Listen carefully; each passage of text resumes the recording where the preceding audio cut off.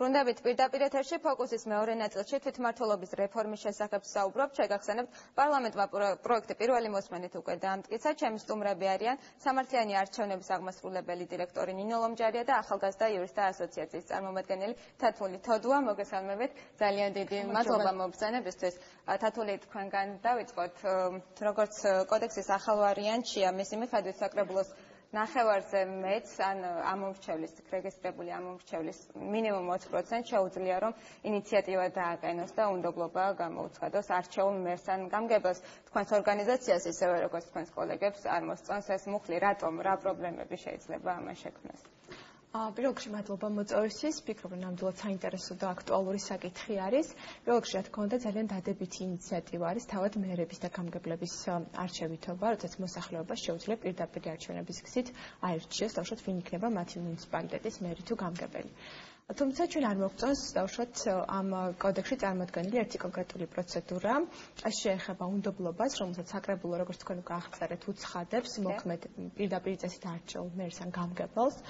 ამასთან დაკავშირებით ზოგადად ადამიანებს ასოციაცია უჩნდებათ ხოლმე ცენტრალური ხელისუფლების დონეზე არსებული იგივე პროცედურის მიმართ, რომ პარლამენტს შეუძლია მთავრობას გამოუცხადოს უნდობლობა.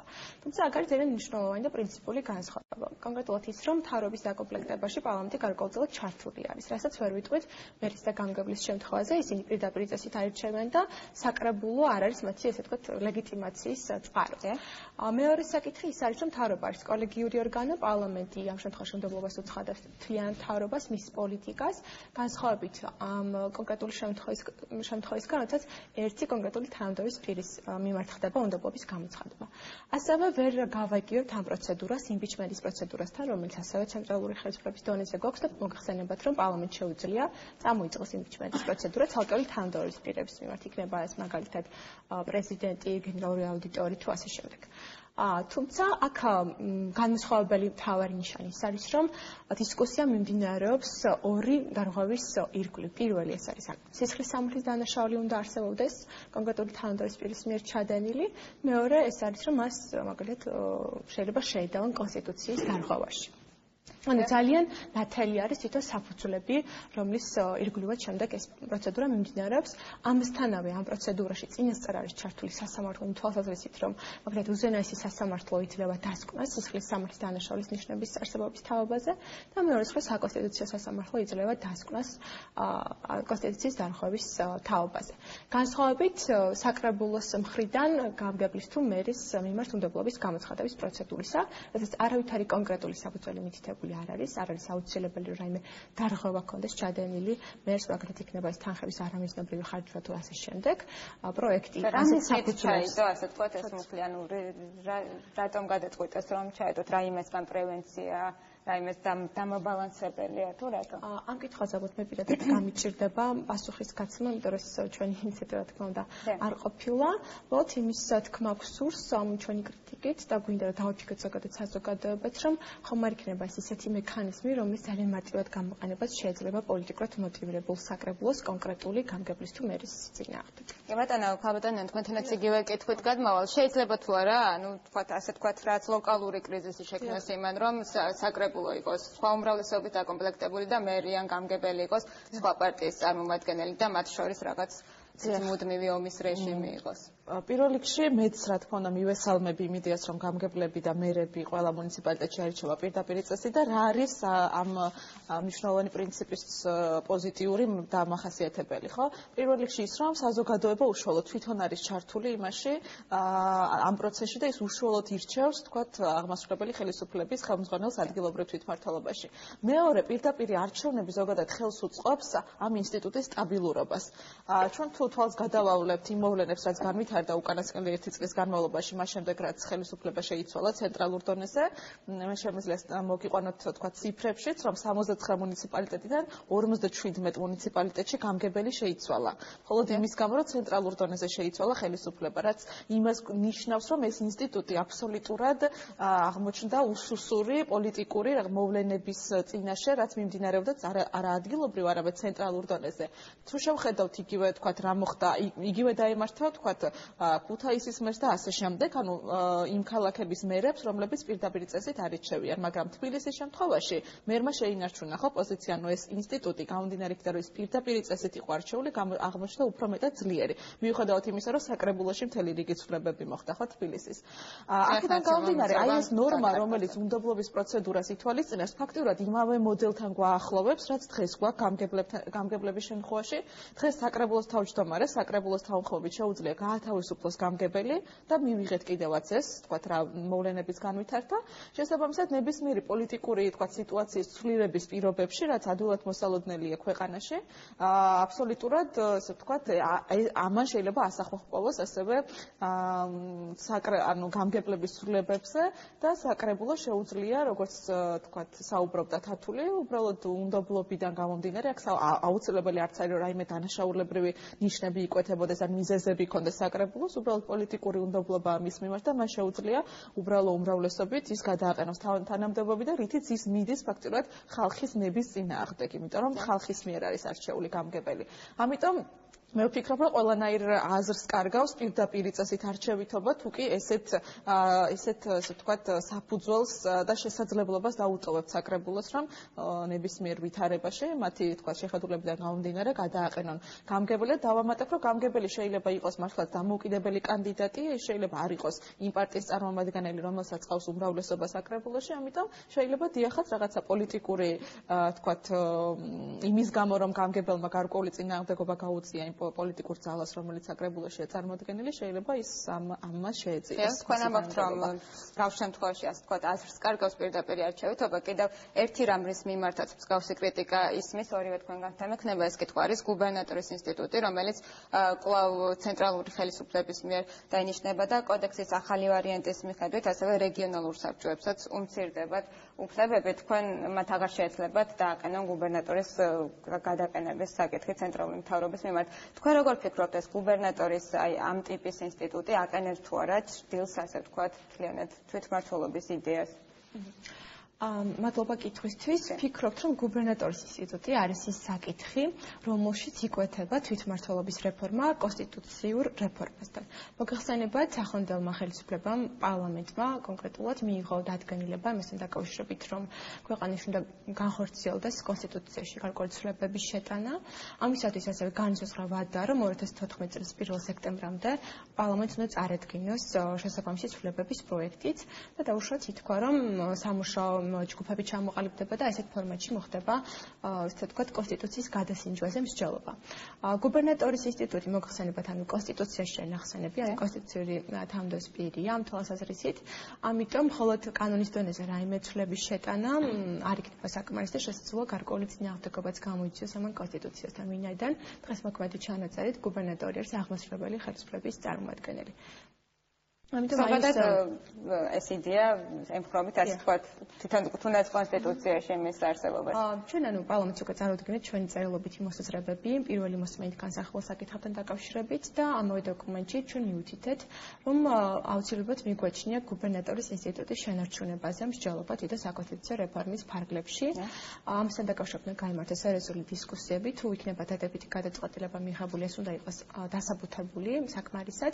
ამავდროულად შესაძლებლად მიგვაჩნია თვითონ ამ ინსტიტუტის არსის ცვლილება. ანუ თუ დღეს ის არის წარმოადგენილი როგორც აღმასრულებელი ხელისუფლების წარმომადგენელი, ფიქრობ, რომ შესაძლებელია ზოგადად გუბერნატორის ინსტიტუტს სხვა ტიპის დანიშნულება მოეძებნოს და მაგალითად შესაძლებელი გახდეს თვითონ ადგილობრივი მოსახლეობის მიერ ამ ინსტიტუტის არჩევითობა. და მისი არსებობის შემთხვევაში ასევე წარმოგვიდგენია, რომ გუბერნატორის ძალაუფლების დასაბალანსებლად გარკვეული წარმომადგენლობითი ორგანოც უნდა იყოს ამოშაქმნილი ადგილზე.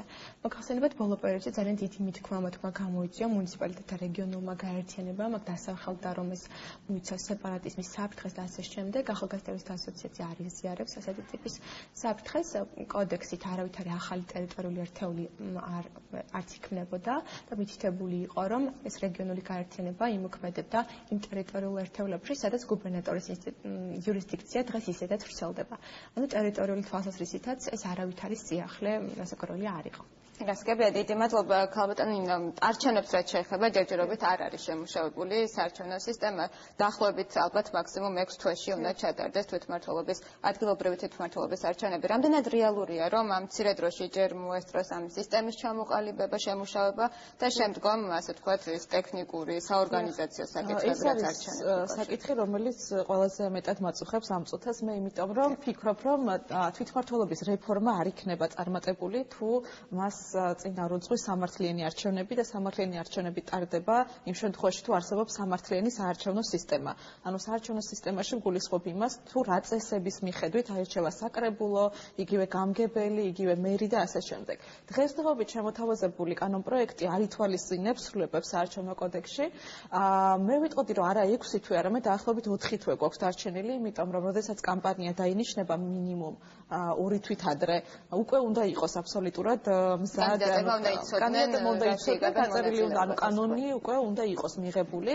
აქედან გამომდინარე, თან ეს არის საკითხი, რომელსაც საჭირო არის ალბათ მაქსიმალური კონსენსუსი, როგორც პარლამენტში შიგნით, ასევე არასაპარლამენტო პარტიებს და სამოქალაქო საზოგადოებას შორის და გარდა ამისა, ჩვენ ძალიან დიდი სურვილი გვაქვს და მოთხოვნა, რომ არ შენარჩუნდეს ის სისტემა, რაც დღეს არსებობს, არამედ განხილული იქნეს ისეთი სისტემები, რომელიც უზრუნველყოფს უფრო მეტ პროპორციულობას, ანუ პროპორციულად მიღებული ხმების პროპორციულად გარდასახვას მანდატებში, ასევე არ იქნება ორიენტირებული მხოლოდ ძლიერ პარტიებზე, არამედ თქვათ მცირე პარტიებსაც მისცემს საშუალებას წარმომადგენლობის, ასევე თქვათ ძლიერ კანდიდატებზე იქნება ორიენტირებული და არა პარტიულ სიებზე და მოქალაქეს მისცემს საშუალებას, რომ არჩევანი გააკეთონ ძლიერ კანდიდატებს შორის და მაქსიმალურად უზრუნველყოფს, ანუ შეამცირებს დაკარგული ხმების რაოდენობას. ჩვენ გვაქვს დაახლოებით, ასე ვთქვათ, მონახაზები და წარმოდგენები თუ რა სისტემებზე არის საუბარი, ჩვენ მზად ვართ, რომ ამ საკითხებთან დაკავშირებით ვისაუბროთ. მოკლედ რომ გითხრათ შეიძლება რა მოდელზეა საუბარი.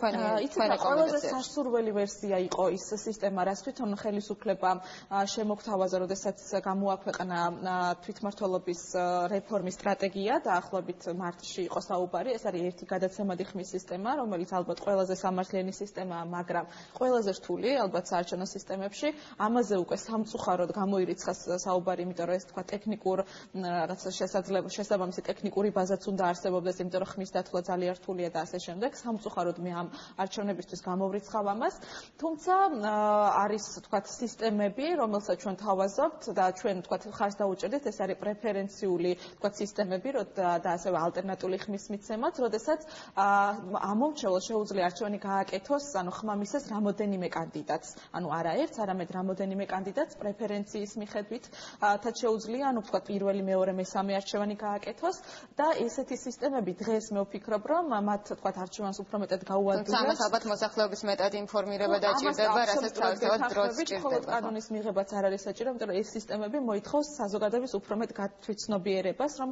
იმისათვის, რომ სწორად გააკეთონ არჩევანი და მათი ხმა არ იყოს გაბათილებული, ამიტომ მე ვფიქრობ, რომ კრიზისულ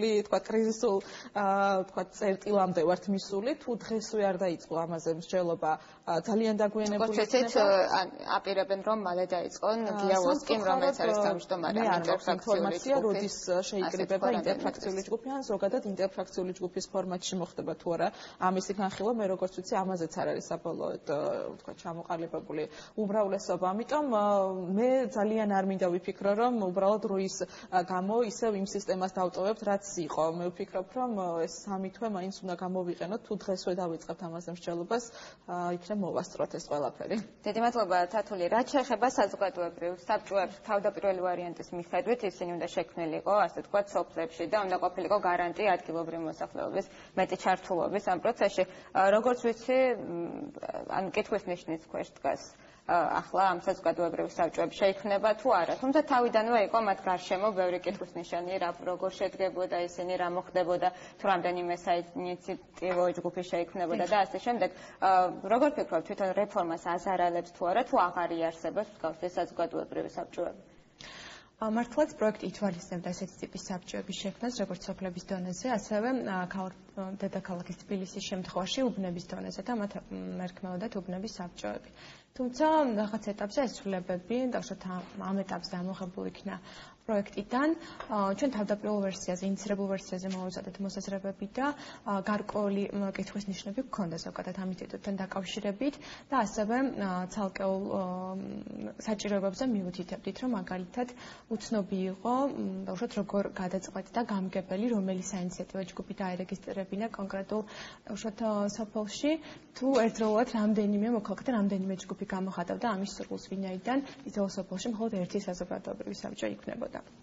და დაახლოებით ესეთი ტიპის პრობლემები იყო, ასევე დანარჩენები იგივე უფლებამოსილებასთან დაკავშირებით მითითებული იყო, რომ საზოგადოებრივი საბჭოები მონაწილეობენ იმის განსაზღვრაში, თუ რა ტიპის ესე ვთქვათ პროექტები დაფინანსდეს მათ სოფელში, ოღონდ მონაწილეობას მიიღებდნენ თვითონ მუნიციპალიტეტის მიერ განსაზღვრული ფორმით. ანუ ეს ჩანაწერი ცოტა გაურკვევლს ხდიდა, რამდენად ესე ვთქვათ გადამწყვეტი იქნებოდა საზოგადოებრივი საბჭოს მიერ ცალკეული პროექტის დასახელება, როგორც პრიორიტეტულის და ასე შემდეგ.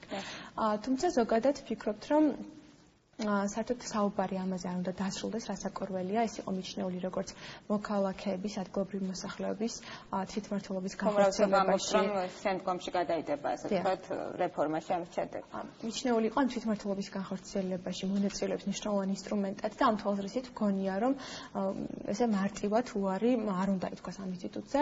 ჩვენ ვესწრებოდით ამ პროექტის პირველი მოსმენით განხილვას კომიტეტებში და ასე ვთქვათ, მოუხსენებელი განმარტავდა, რომ ჩვენ არ ვამბობთ უარს ამ ინსტიტუტზე, უბრალოდ ამას გამოვაცალკევებთ თვითმმართველობის კოდექსისგან, იმიტომ რომ ყველას გვაქვს გაცნობიერებული, თუ რამდენად სწრაფ დროში უნდა მოხდეს თვითმმართველობის კოდექსის მიღება და იმისთვის რომ დავუშვათ დისკუსიები ხელოვნურად არ დავიწყებულიყო საზოგადოებრივი საბჭოების ირგვლივ, ანუ მათ მიერ ესე იქნა. ეს საკითხი ახსნილი, რომ ისინი აუცილებლად მიუბრუნდებოდნენ უახლოეს მომავალში ამ საკითხს და ის ალბათ ცალკე პროექტის სახით დარეგისტრირდება და ჩვენ რა თქმა უნდა ველით ამ თემაზე დისკუსიების გაგრძელებას და ვფიქრობთ, რომ ეს საკითხი ამით არ დასრულდება. დიდი მადლობა და ბოლო კითხვა თათული მწერან თავის ინიციატივით პრინციპში მასზე პასუხი გასცა კიდევ სხვა ტიპის კრიტიკაც წამოვიდა თვითმმართველობის რეფორმის მიმართ, რომ ის საქართველოს შლის პატრიარქმა თქვა ეს და პრინციპში ეს გახდა კატალიზატორი რაღაც ფართო საზოგადოებრივი მსჯელობის. თქვენი აზრით რამდენად არგუმენტირებული ან რეალისტურია ზოგადად მსგავსი კრიტიკა? დავეთანხმები თათულის მოსაზრებას, რომ რეალურად ის, რასაც გვთავაზობდა თვითმმართველობის კოდექსი, არ შეიცავდა ამ საფრთხეს. მე ვფიქრობ, რომ ეს თემა ზოგადად გაზვიადებული იქნა და გადაჭარბებული იყო ეს შეფასებები, თუმცა რადგან გაჩნდა ეს თქვა შიშები და წუხილები საზოგადოების ნაწილში, მაშინ მე პირადად ვფიქრობ, რომ არ არის თქვა ტრაგედია ის, რომ ის საკითხები თუნდაც იგივე სოფლის თვითმმართველობების საზოგადოებრივი თვითმმართველობიდან დაწყებული რეგიონალური თქვა მმართველობით დამთავრებული გადაიდოს და უფრო თქვა შეთანხმდეს თქვა ფართო საზოგადოებასთან, პოლიტიკურ პარტიებთან და ასე შემდეგ და მიღებული იქნას კონსენსუსის გზით. თუმცა ის რაც იყო შემოთავაზებული, კიდევ ერთხელ გავიმეორებ თათულის ნათქვამს, ეს იყო გუბერნატორები მოქმედებდნენ სწორედ იმ ტერიტორიაზე, რა ტერიტორიის ფარგლებშიც დღეს მოქმედ გუბერნატორებს აქვთ იურისდიქცია, ანუ იმ მუნიციპალიტეტებს გაერთიანებდნენ, რასაც თქვა დღეს ისედაც ზედამხედველობენ. აქედან გამომდინარე რაღაცა აქ არ იყო საუბარი რეგიონალური მმართველობის შემოღებაზე, თუმცა იყო გარკვეული თქვა უფრო მეტად ხდებოდა ასე თქვა კონსოლიდირება მასთან აი ამ რეგიონალური, ანუ ეს დონე განიხილავდა რეგიონის დონეზე არსებულ პრობლემებს, უფრო მეტად ეს იყო არა პოლიტიკური, არამედ ასე თქვა ტექნიკური ხასიათის საკითხებს გადაწყვეტდა საბჭო, მათ შორის ვთქვათ ინფრასტრუქტურულ პროექტებს და ასე შემდეგ და მისი კომპეტენციიდან გამომდინარე მე ვფიქრობ, რომ რაღაცა პოლიტიკურ საფრთხეს ნამდვილად არ ეს იყო საკონსულტაციო ორგანო და ასე შემდეგ.